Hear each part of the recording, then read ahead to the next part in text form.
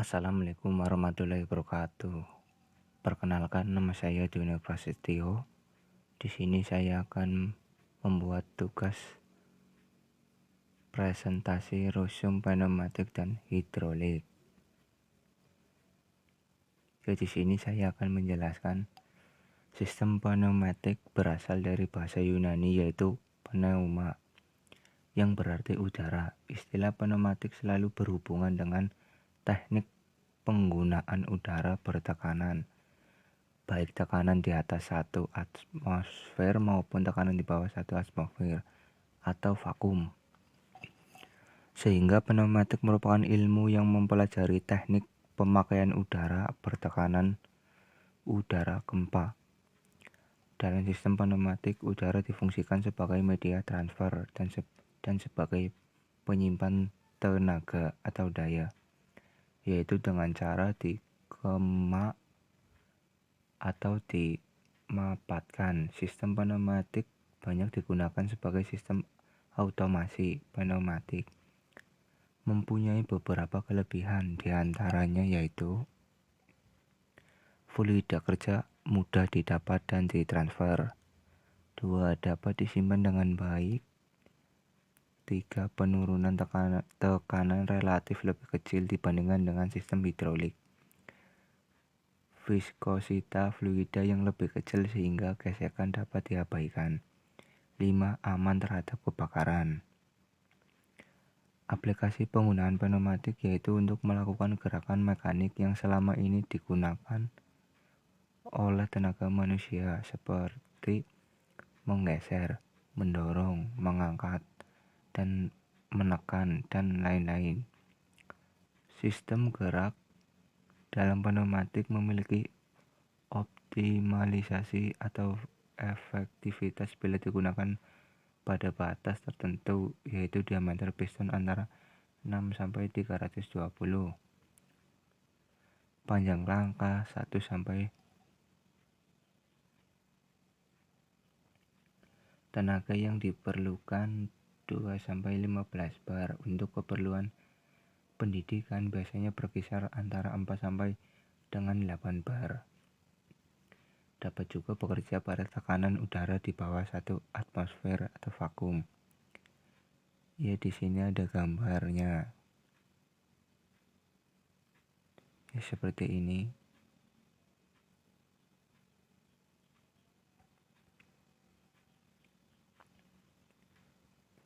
Keuntungan pemakaian udara kemak antara lain ketersediaan yang tak terbatas, mudah disalurkan, fleksibilitas,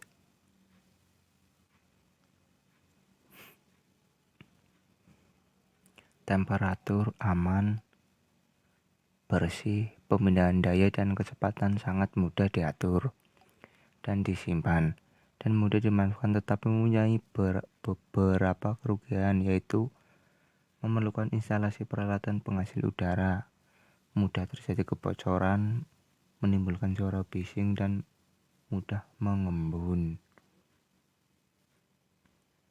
Ya, klasifikasi sistem pneumatik.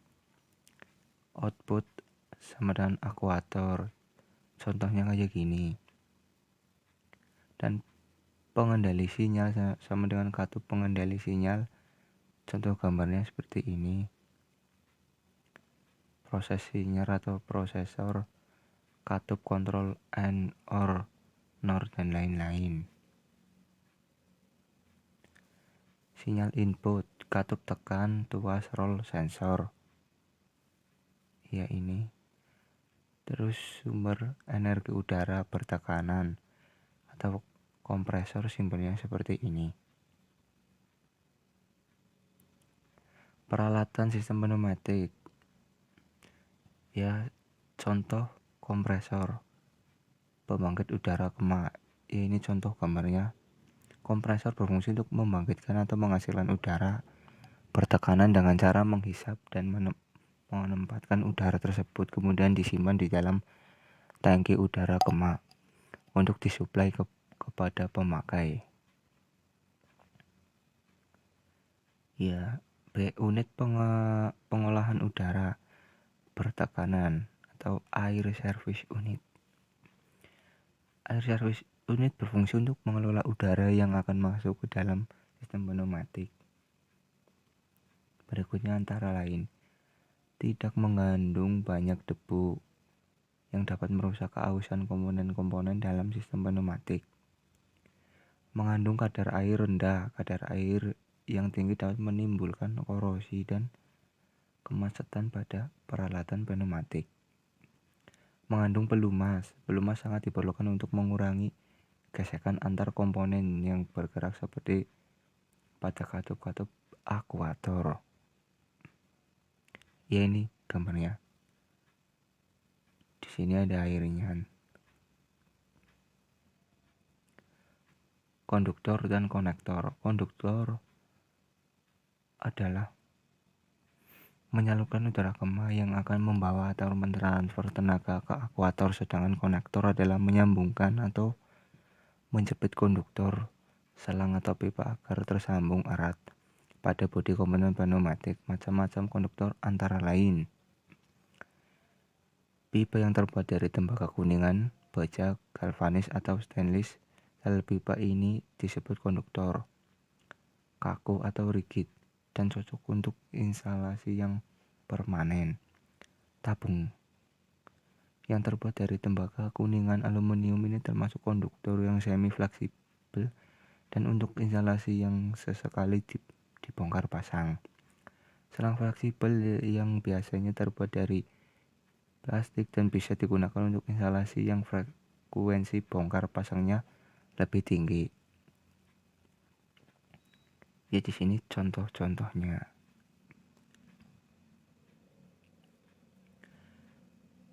Katup-katup pneumatik. Katup-katup berfungsi untuk mengatur atau mengendalikan arah udara kemah yang akan bekerja menggerakkan akuator. Berikut jenis-jenis katup antara lain.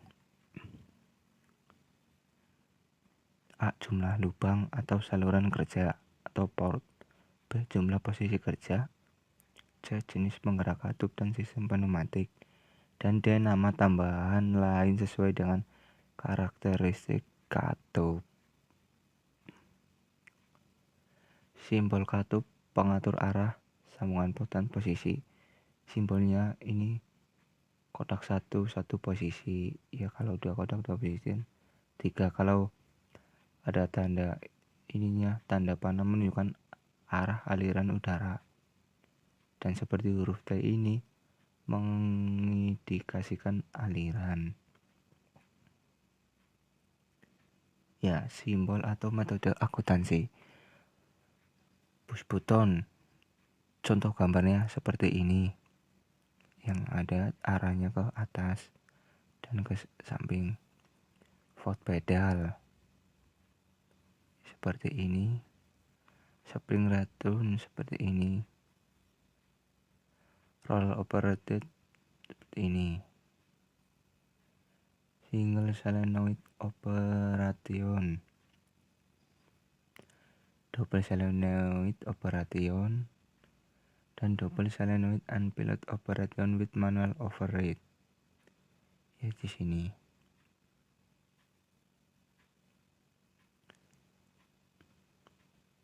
N.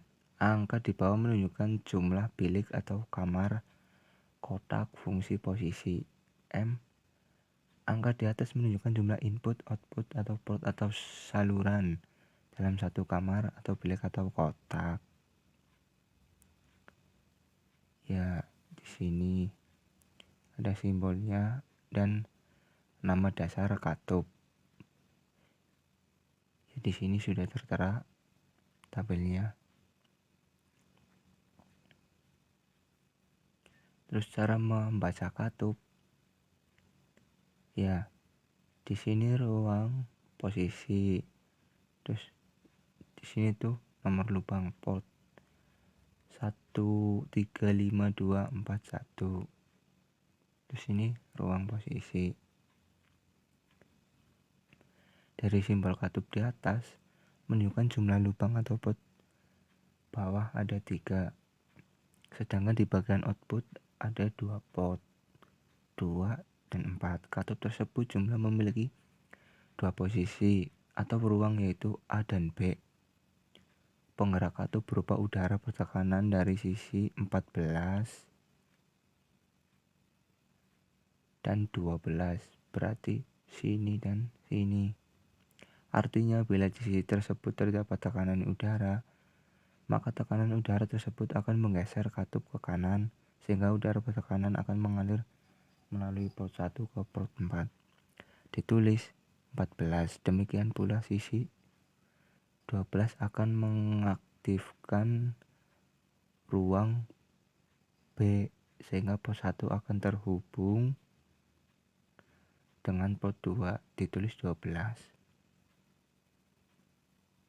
Unit penggerak working element atau akuator. Unit ini berfungsi untuk menghasilkan gerak atau usaha yang merupakan hasil akhir atau output dari sistem pneumatik. Berikut macam-macam akuator.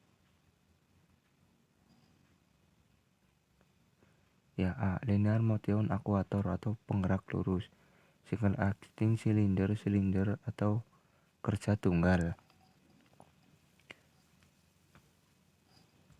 Silinder ini mendapatkan suplai udara banyak dari satu sisi saja untuk mengembalikan ke posisi semula. Biasanya digunakan bekas silinder kerja tunggal hanya dapat memberikan tenaga pada satu sisi saja. Ya, di sini ada gambarnya. Terus double acting cylinder atau kerja ganda. Silinder ini mendapatkan suplai udara kema dari dua sisi. Konstruksinya hampir sama dengan silinder kerja tunggal. Keuntungannya adalah bahwa silinder ini dapat memberikan tenaga kepada dua belah sisinya. Silinder kerja ganda ada yang memiliki batang torak atau piston rod pada satu sisi dan ada pada kedua bola yang pada kedua sisi. Dan rotary motion actuator, limited rotary actuator, air motor atau motor pneumatik. Rotary actuator, limited rotary actuator. Ya, tabel simbol pada pneumatik. Simbolnya ini keterangan penekan pada umumnya. Simbolnya seperti ini, keterangan melalui sentuhan. Dan ini penggerak katup oleh knob, penggerak katup oleh pegas. Dan simbol ini penggerak katup oleh tuas. Dan simbol ini penggerak katup oleh roll. Ini penggerak katup oleh pedal kaki. Dan penggerak katup oleh roll tak langsung atau berlengan. Seperti ini penggerak katup oleh udara, dan ini penggerak katup oleh magnet. Penggerak katup magnet atau mekanik dua sisi. Kalau ini penggerak katup oleh magnet dua sisi. Ya, di sini ada lambang, penampang dan nama. Jika lambang seperti ini, katup dua tekan, berarti an. Seperti ini katup satu tekan, or. Simbol or seperti ini. Katup aliran satu arah dengan pembalik pegas, simbolnya seperti ini. Dan gambarannya. Kalau katup aliran satu arah tanpa pegas seperti ini. Terus katup pengatur aliran seperti ini. Nih. Katup or dengan tekanan tertentu. Dan yang ini cekik dua arah.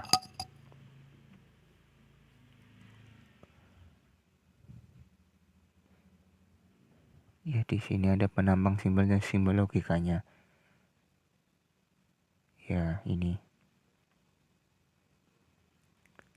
Terus tabel logikanya ini. Q1, Q2 dan A.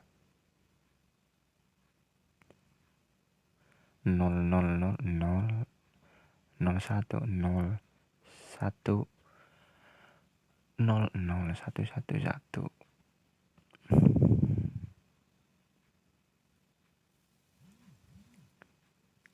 Seperti ini simbolnya.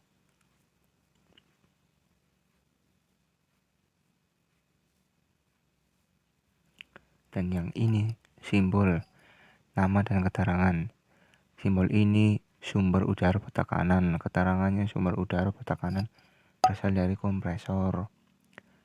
Lalu ini sakral, saluran kontrol. Saluran kontrol ini antara peralatan pneumatik. Kalau yang garis lurus, saluran tenaga atau kerja, saluran kerja dari kompresor. Seperti ini kayak huruf T, saluran berhubungan. 2 atau 3 lebih saluran udara yang saling berhubungan. Kalau ini saluran bersilang. 2, 3 atau lebih saluran udara yang akan saling bersilangan. Kalau ini filter udara namanya, berfungsi sebagai peredam suara agar tidak bising. Kalau ini tangki penampung udara namanya. Kalau ini filter udara dipasang sebelum masuk ke penampung. Lalu ini pemisah air, memisahkan air dari udara. Dan kalau ini pemanas udara, pengering udara sebelum masuk ke instalasi pneumatik. Dan ini namanya pelumas, persamburan udara dengan pelumas agar mengurangi keausan pada peralatan pneumatik. Kalau simbol ini namanya FRL unit. FRL unit merupakan unit pelayanan udara pertekanan yang terdiri dari filter, regulator, dan lubrication. Ya, sekian dari saya, presentasi saya. Assalamualaikum warahmatullahi wabarakatuh.